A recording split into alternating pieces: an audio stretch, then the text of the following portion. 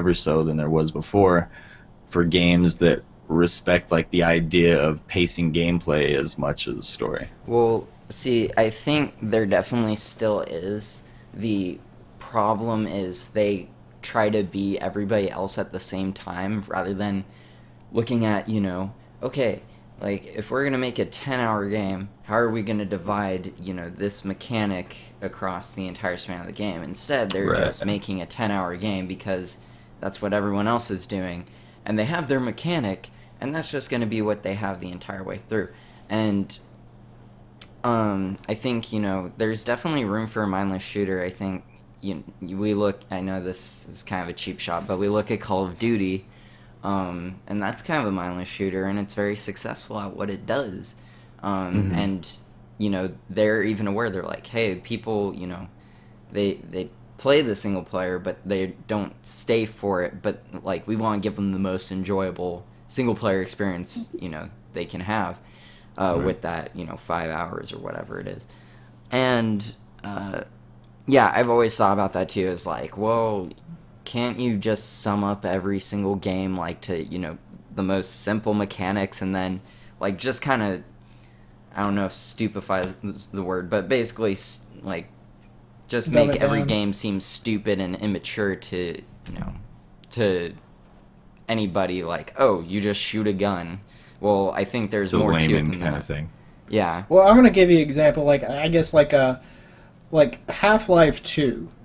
Um, when it comes down to it, the shooting in that game does not really change in its fundamentals. I mean, when you think about it, you, you might acquire different guns. You even acquire combine guns and Right. that do some interesting things. But there's it's not like modern games where you have to have RPG elements. You have to increase your abilities and add Yeah. alternate powers or something like that.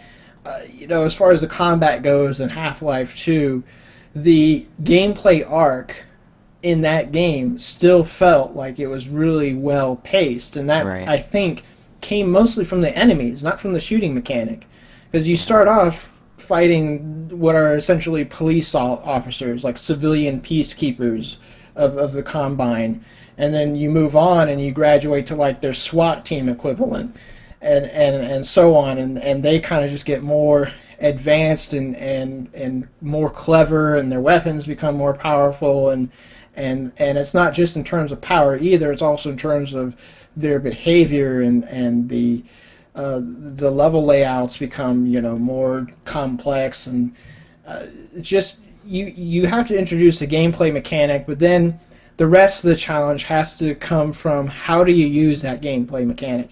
It may be the same gameplay mechanic, but then where do you how do you introduce challenges that turn that same gameplay mechanic on its head in some ways, or cause you to have to adapt and increases the challenge in a natural way. I mean, it's an interesting balancing act that games have to do when they're not super complex.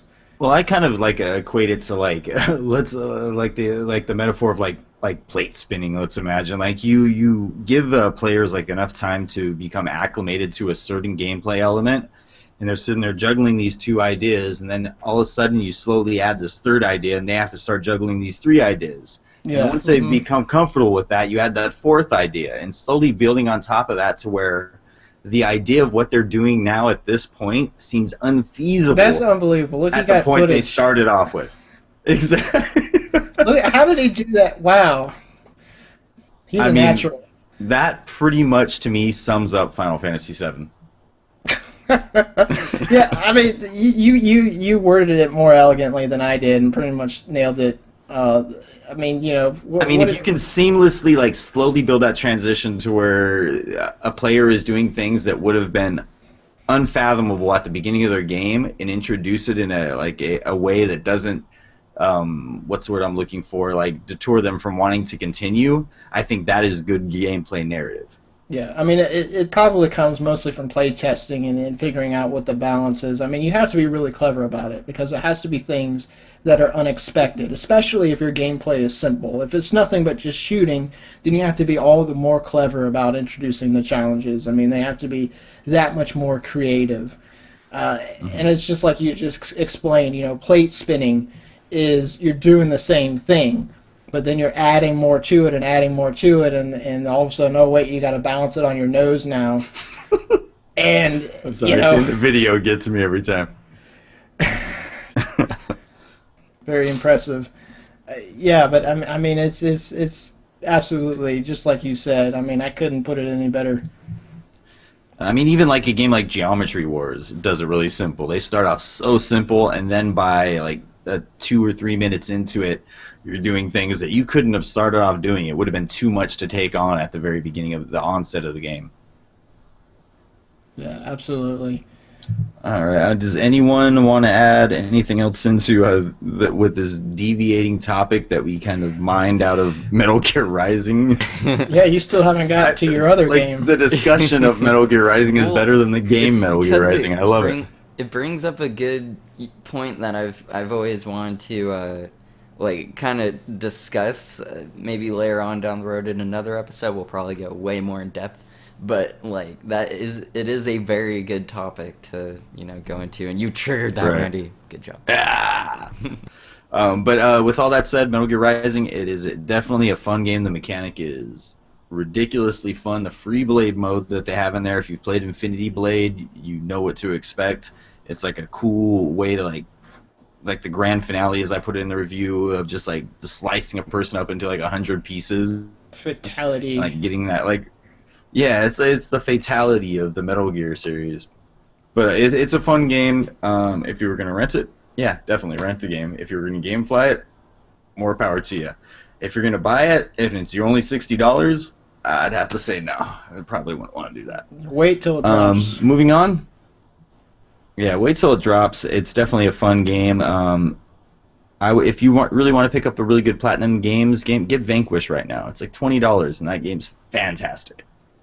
Moving on, Crysis 3. Started playing that one today. I haven't got that far into it, but only thing I do want to say about Crysis 3 is that if you're waiting for the next-gen consoles and you have a decent PC, there's really no reason, because this game looks better than anything that you're going to see on the PlayStation 4 and probably Microsoft's next Xbox. Game is gorgeous. I know Brian, he's considering picking it up. Nathan, I think you should do the same. I mean, I'd love to play it. I just hope that I can do it justice, because I mean, I'm kind of a graphics core, so if I have to run things on medium, I'm going to be a little disappointed. Yeah, it's rightfully part of so.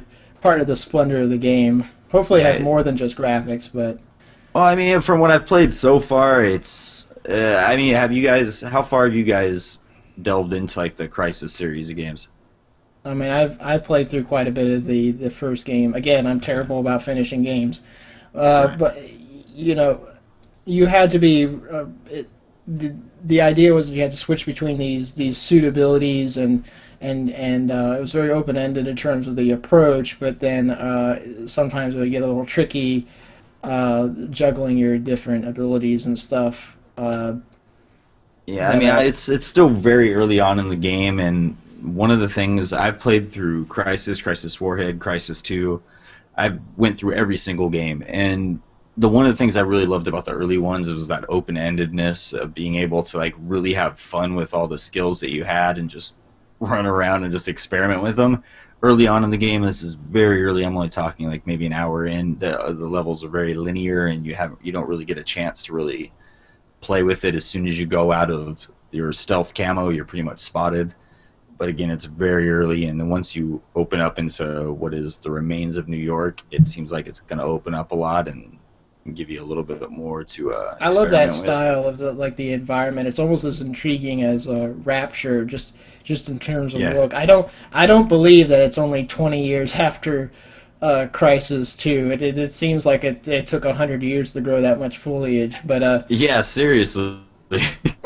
I've seen the History Channel, and I've seen After People Are Gone, or whatever the name of that show is, and I think it takes longer than that. I'm not positive, but I think it takes longer than that for maybe trees it's all to the grow over nuclear Empire State bombs and the Building. radiation, or It's possible. But yeah, I'll have more to talk about that next week. Hopefully Brian will have picked it up, and we'll talk some more about it. But yeah, it's so far it's a beautiful game. If anyone has the PC to run it, you'll be in for a pleasant treat, because that game is really nice to look at. All right, guys. I think that about wraps it up. Unless anyone else has something that is just on their mind and they need to talk about. Tomb Raider is coming soon. Lifting. It's all about. Oh yeah, yeah. It's all about lifting. We'll talk about it in Next the week. after I think show. we're gonna do a show. It's a first for 1985 FM. I think we're all gonna have played the new Tomb Raider, and we are gonna do a massive super topic where we talk about Laura Croft's boobs. And whether Absolutely. or not she can lift. Obviously, she can Nah. look at her. Nah, I don't care if she can lift. There's only two things I want her to lift. All right, guys, it's His time for legs up on that her time of the shoulders show 'cause where she's a Brian dude. takes us out. Anyways. All right, Brian, give us what we got. All right, everybody. So, if you're wondering why last week we didn't get, the audio version of the podcast up, it's because we're moving to a video format. So, when you can catch us on the Twitch TVs, it is, I can't talk right now. You can catch us on Twitch TV every Tuesday at 10 p.m. That's kind of the time we're aiming at right now. And we're all on Twitter. You can follow me, Randy, and Nathan. Randy is Cursing User. Cursing I'm Brian. I'm Brian85FM. Nathan is Nathan85FM. Let's see, what else is there, kids? Facebook. Facebook. Check out like our us on YouTube Facebook. page. I'd really like people to go to the YouTube page. The YouTube page is the 1985 FM show, because some asshole took 1985. Same with Twitter, man. Same with Twitter. So That dick. we're gonna find It's him one someday. person. We're gonna find him, and yeah. So like our Facebook page. If you want the audio version of the podcast, go on to iTunes. That is a good indicator of how much good we're doing. But also subscribe to us on Twitch if you're watching this right now. We'll So- also have the podcast on the actual official site, but check iTunes. Yeah, check iTunes. Yeah, everything. We make it just impossible for you not to have access to the show. So, without further ado, we are going ghost. And, yeah. So, video listeners, stay tuned. Take Yeah. care, guys.